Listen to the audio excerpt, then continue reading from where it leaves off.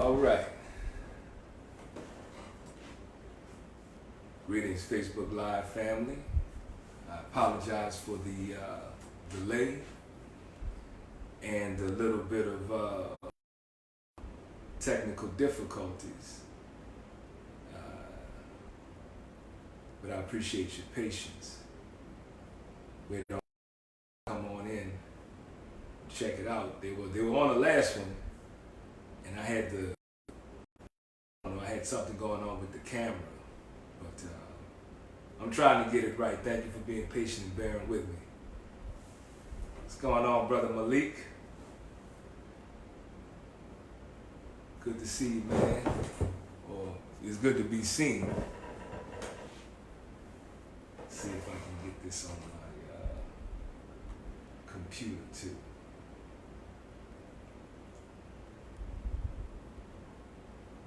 Maybe I'm mourning so much from this.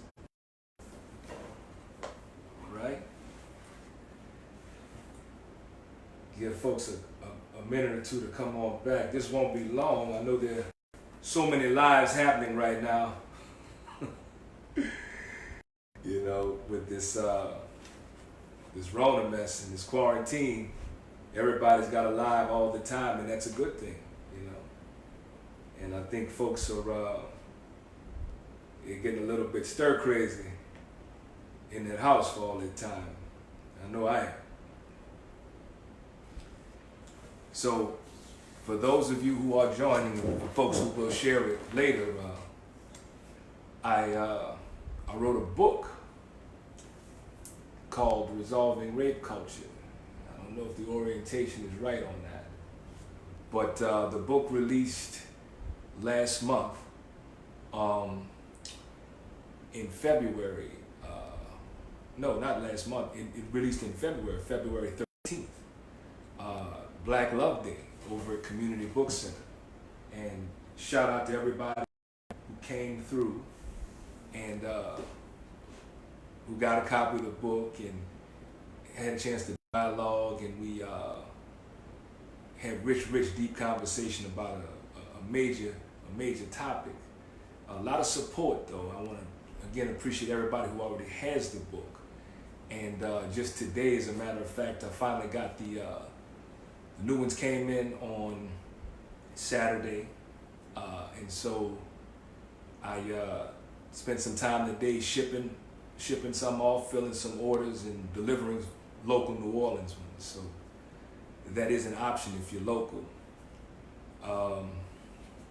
Really proud of the work. Got a lot of really good feedback on the first round, and took that feedback and made some very, very minor revisions to this one. And the revisions mainly were about things like people wanted a table of contents. They wanted some, at the back, there's actually a good bit of pages. I want to say about 10 or so blank pages in the back for notes, that you can write notes right in here, right with the book. And, you know, went through and did a round of editing and details, and because the first one really were trying to get it out for that February 13th release date. And in light of what has happened, I'm so grateful that it did, and at least got out, and all those copies sold very, very quickly in a matter of a week. And so grateful for that, and grateful that people have it. Looks like folks have some time on their hands now to do some reading and many other things. I hope everybody is well. You know, I hope everybody is holding up with this physical distancing, social distancing, and what have you. I'll tell you, last week was a really tough week for me. You know, before I get into the book, I just wanted to share that. It was a tough week with all of the news, all of the bad news about all of the folks who were transitioning on, and the folks who were still left here who were sick and suffering and trying to recover. But you know, that's a lot. That's a lot for anyone who feels people from an empath standpoint or empathic standpoint. That's a lot. It's a whole lot. And the feeling of, the amplified feeling of helplessness where you're just not able to do anything for very, very horrible and difficult condition. So did a lot of yoga. That's pretty much all I've been doing is juicing, which I was doing that anyway before the Rona, but juicing, doing yoga and working out and ducking. Those are the things that I've been doing. And so this week I'm much more grounded, and this week feels better, particularly when the book showed up. And again, grateful for that. And so this book is called Resolving Rape Culture. For those of you, the book is called Resolving Rape Culture. And it took me about 6 years to actually write the entire book and get it out. In the course of that 6 years, I had designed a workshop and did several iterations of that workshop with local community folks and organizers and even couples, and just all manner of black folks. And got a lot of feedback, a lot of what they call research and development from that to actually make the book what it is. So I'm grateful for that part of the process. And that workshop is being converted now to a virtual one. That will be able to do it on one of these meeting platforms. So that's in the works, and that'll be happening soon. Again, shout out to everybody who's joining. We got Erica, Jay, Sonia Maria, I saw Jay Doucette in there. Greeting. And so what I'm going to do is the book Resolving. The word resolving means when you come to a definite determination about something. A definite determination about something is what it means. And it also means to break something down into its parts. So the word resolving is about coming to a definite determination about something, fixing your mind on something, and then breaking it down into its parts. And that's what this book does. Of course, culture a little bit differently in the way the mainstream has. Because what I realized is that black women and the unique historical experience of black women was no part of that. There's no part of that mainstream definition of rape culture. And I have a personal relationship to it because for many years, when I was in a very long-term relationship as a couple with Mama Fire, we had many discussions about time, which she would identify as patriarchy, simply patriarchy, and that it usually my perspective, how I looked at something or said something or expected something or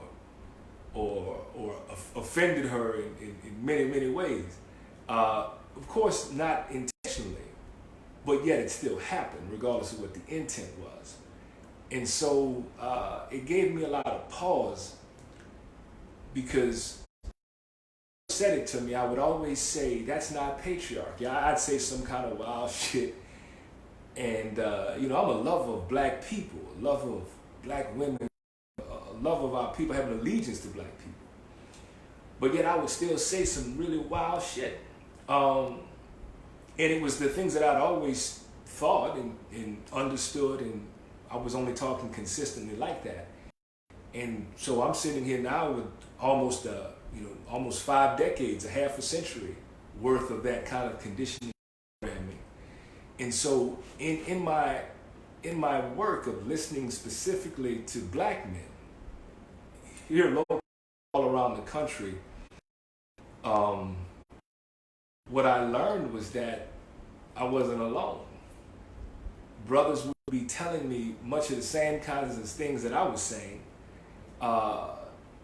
and then I realized that something else was happening, because me and these brothers, we didn't come from even the same place, but we all had the same kind of understanding about, related to specifically black women, how black women were supposed to be, how they were supposed to act, what they were supposed to say, what their place was, the expectations, you name it. We all had a very similar analysis of what black women were supposed to be. And we also felt a sense of duty and obligation to hold them to that, and to ensure that they stayed consistent with what we thought they were, based on our condition. And so that work is what prompted me to write the book, because I realized that it wasn't just me with this affliction of patriarchy, but there was something more happening. I had to understand better where that came from, especially since this was obviously a cultural thing. And so, I developed the book over time, and I'm really proud of the work. And already it has sparked very important conversations between black women and black men in a different kind of way than previously.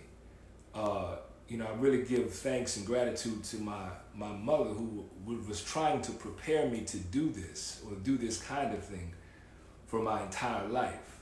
And I will say, as a small child, I wanted no part of that. And I write about that in the book. But just in the interest of time, what I'll do is I will just read today. It's not very long. I'll just read the introduction to the work. And for those of you who already have the book from the first printing, the introduction was one of the things that was changed. The introduction changed, and some of the last chapter also was adjusted. But I'm going to read from the revised edition of Resolving Rape Culture by yours truly. Just the introduction to give you a glimpse of what the work is like. And again, shout out to, I see Charlotte Caples there, Cedric Warren. These are folks I can see from here. So it says, it is of paramount importance to offer a bit of a disclaimer about this body. As you can see, it is written by, also conceptualized from an imagination and a memory confined by its limiting articulation and grammatical rules. To me, like a language that doesn't want its users to vocalize fully. It's as if English is discovery of conversations that might offer clarity, unearthing perhaps obvious things. You see, it is not said just right, and according to the rules, it is deemed nonsensical and generally dismissed. But what about the sentiment? What about how the words woven together felt, both as they were spoken and heard? Feelings have no place in English, only the superficial discussion of their existence. It may not be such a stretch to identify the language imposed by an oppressor as an oppressive language, after all. To that end, I intend to do my best to explain why we are here. It was my mama who was my first teacher. As a curious child, I was seldom satisfied with just the what and wanted to know more about the how and the why. And my mama seemed to know a thing or two about a thing or two. I remember asking her about history, explaining how it was all what had happened. Of course, I wanted to know more about all that had happened. She knew. Again, she reasoned, though she was not there personally, told as she was telling me. The history she spoke about was stories that had been written. So I asked about who wrote them. She affirmed that it was survivors who wrote the story, because they were the ones who gave an account of what had taken place. Usually, my final question in this exchange was, how do we know the survivors are telling the truth? Her response was to, that's all we have to go on. And I remember that whole query feeling awkward to me. Maybe she wasn't satisfied with where we landed, but I didn't press any further. Ultimately, I suspect this is where my fascination for history was first engaged, and I have been asking why ever since. Why does our popular culture narrative around rape culture omit the complexities of its history? If my mama was correct in that history is written by the survivors, why aren't those stories informing at least a national response to the statistical epidemic? Perhaps something is off. It is as if men and boys inherently seek to diminish the light in women and girls by way of a spectrum of fundamental human and progressively sexual violations. If this is not true about all men and boys, the data suggests that women and girls are apparently sexually violated at a rate of 1 in 3. And the consensus is that these violations are grossly underreported. If this is true, why are women and girls not reporting? If we consider the race of the most influential in the formulation of language and definitions associated with our predominant understanding of rape culture, another previously unconsidered omission may be revealed. According to the data, black women and girls make up little more than 14% of all women and girls in America. Is it any wonder how Tarana Burke's founding of the Me Too movement to address the pervasiveness of sexual abuse and sexual assault was co-opted by a so-called mainstream media, and both she and black women and girls were overshadowed by what was occurring with white women and girls? Or what about intersectionality, coined by Dr. Kimberly Crenshaw more than 30 years ago? After all, it is the convergence of race, rape, and gender that I am asking about, right? It would seem that numerically, a group so small would be insignificant for study, that the experiences of this group would hold no meaningful potential for contributing to a larger understanding of the great and advanced American society of today.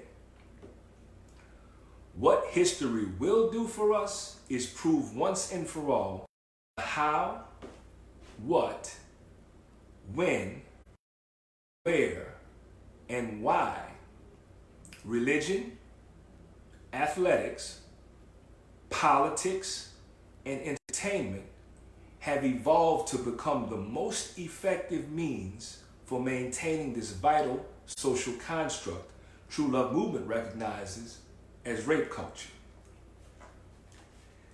These 4 pilings pinning black women and girls beneath the foundation of this great nation make her invisible and easy to disregard. It is within these supports of America's foundation we have assurances there will be no penalty for violating black women and girls exclusively, because they cannot say no. Black women and girls cannot refuse our advances nor our demands. They are stuck, perpetually holding up a nation and all its peoples. If they move, perhaps it will all fall down. Therefore, they simply cannot give up or give out. No matter what, they must continue to give.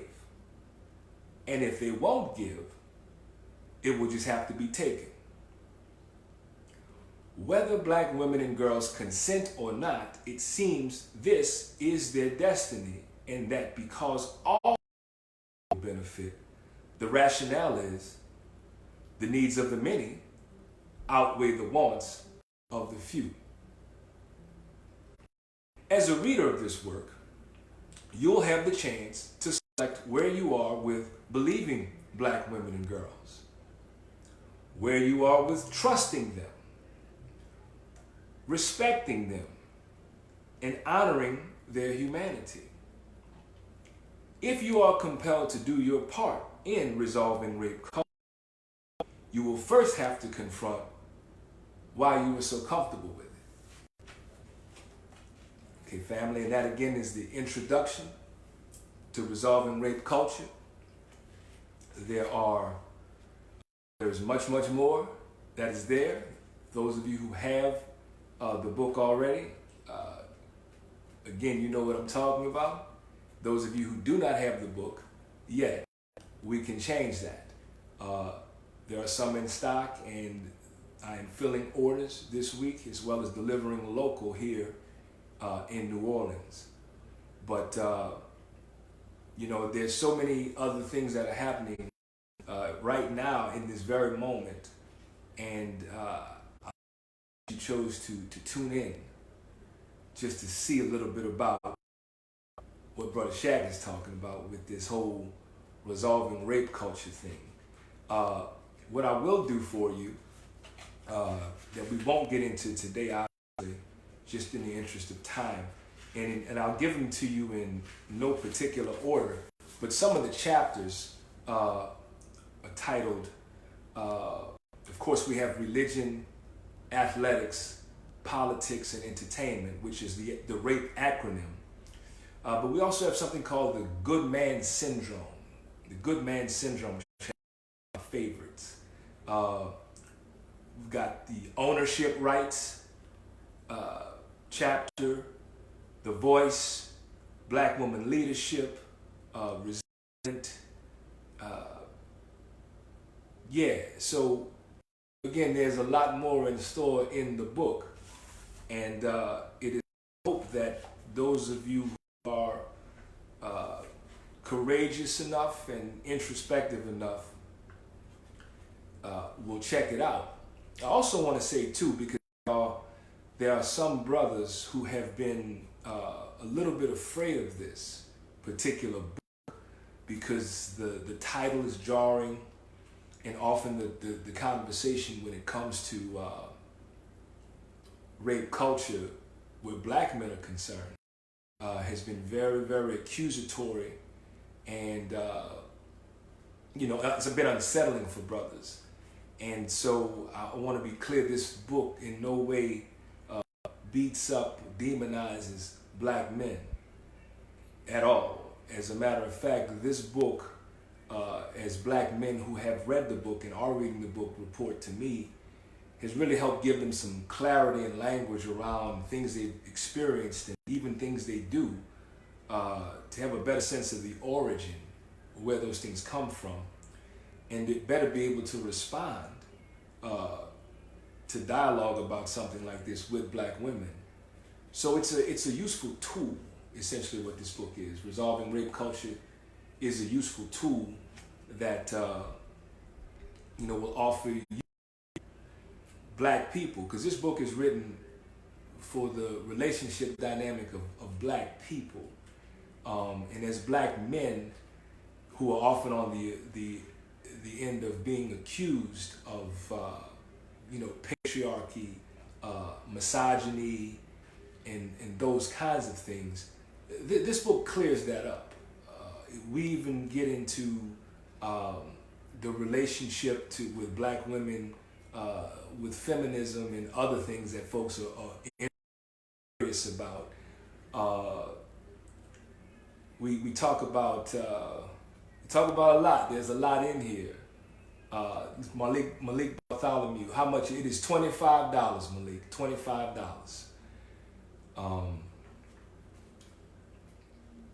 But this is a book to take your time with, and that's why there's the pages at the end where you can make some notes of your own, because part of the reason it took me so long to write it because I say I was working on the book for 6 years, but really the book was working on me. That's the truth. The book caused me to look at myself in ways that weren't so favorable, but very true. And I wanted to know more about that. So for people who may be interested in doing shadow work, particularly for black men, if you're into doing shadow work, there's a lot of it in here. It's not expressly laid out for you like that, but if you do that kind of work, you'll see it, and I think you'll be grateful for it. So really, family, that's it. If you want to know more about the book, of course, the comment section will stay open. If you have questions, the comment section is there. If you want to do it you can email resolving.tlm@gmail.com. There's some folks who already have the book who've been preparing clubs and book readings. This was even before the Rona. I suspect it will be even more impactful now that many of us are in the house. And I also want to say, because we are in the house, particularly those of us who may be coupled up or, black men and black women sharing space together. We're talking about, intimate partnerships, or we're talking, just extended family or platonic friends, or whatever the case is. There's a lot of things that are going to come up. And there are folks who actually have the book already who will be doing some readings too. What would be kind of unique and even better is to have folks, who have been impacted by the book, things that resonated with them. They've been asked to do some readings too. Come on the Facebook or the Instagram or whatever it is, and either do a live or just do some kind of video so that you can get a sense about how this may connect with you. But I thank you. I thank y'all for tuning in. Shout out Thaddeus Prosper. I also want to shout out my brother Mark Williams of Decaf Publications. Mark designed the cover art for this book. That brother is brilliant and masterful. So you get at Mark Williams' book. And also I think the Decaf Publications is on Instagram as well. But check that brother out if you need some kind of artwork or graphic design. With all the time that we have, I guess many folk will be writing books. I recommend this brother. He's brilliant, and he's on time with his work. So check out Mark Williams III, and shout out, everybody who has who supports and who has supported True Love Movement over the years. Shout out, our founder, Mama Fire, also director of Men and Girls Programming, for really inspiring this work and leading the development of it. Because as a black man, offering a lens, but my lens has been instructed by, and will continue to be instructed by, my teachers. My teachers are essentially black women. There's sometimes when I talk about black woman leadership, sometimes people find that a little bit unsettling. And I know why. We even deal with that in the book. There's a whole chapter on that called The Voice. There's lots of reasons why that may be unsettling to people. But when you think about, or as you read the book and learn about some of the historical realities of black womanhood in America, no one's experienced that. That's been a very unique experience. Very unique experience. And so much so, when you think in the very sense, especially in the realm of what's normative to us, or white organizational culture, how it's normative, the person who's the leader, or the individuals who are leaders, are often the ones who prove how proficient they are. The leaders are selected as a result of experience. Are they not? That's kind of how you come up with the leader. Leaders have to be qualified in a sense what they've experienced. And so, since that's our normative cultural model, we really would have to find out or ask ourselves, who has experienced more, you know? And that's usually where the conversation sometimes becomes competitive, and folk, you know, brothers and sometimes sisters, you know, and I'm just saying in general, not everyone, want to know the question about, well, what about the black man? What about black men? You know, which is a valid question. But part of the idea in even asserting that question, what that essentially does is, again, invisibilizes black women, and it moves them from the center. So on a group psychological level, it begs the question, what is in us that whenever the black women are centered, what is it in us that says, well, wait, but what about black men though? What is it? What is that about? And I'm not offering a critique on that, but I am offering you an opportunity to think about that. And how is it the idea of an oppressive struggle is competitive? How is that competitive? And what this book will do is it will show us all how to hold black women and black men together, as opposed to black men and black women in a very competitive, unnatural relationship. This book really is rooted in cooperation. So as we move forward to the new earth, the new earth that happens post-Rona, and everything else that'll happen in between, you know, happen since, I think this book will be a really good tool for strengthening the relational aspects between black women and black men. So the book, Resolving Rape Culture, well, that's me on the back. That's the back of it. That's me. The front, right here, designed by Mark Williams, Resolving Rape Culture. There is a link. I'll post the link in the live if you want to order online and get that to you. If you're here local in New Orleans, you can either DM me or email resolving.tlm@gmail.com. So share this, family. Put some questions in the give me an opportunity to respond to you. Get this book. If you already got it, dig into it. You got some time. If you've already dug into it, would love to hear where you are with it. I'm Brother Shaq from True Love Movement, family. Thank you so much. Thank you so much for being with me. Hope.